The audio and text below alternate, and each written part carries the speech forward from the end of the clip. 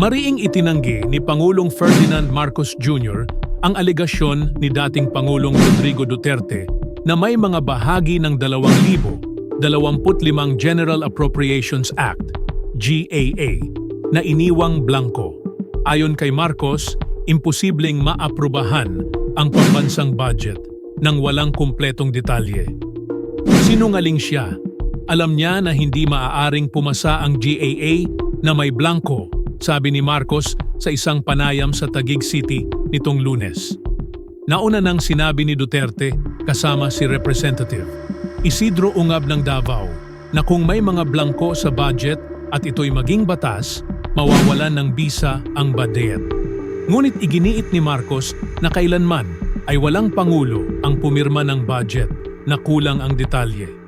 Dagdag pa niya, bawat item sa GAA ay kailangang may malinaw na impormasyon tungkol sa proyekto, halaga at pondo upang ito ay maaprubahan.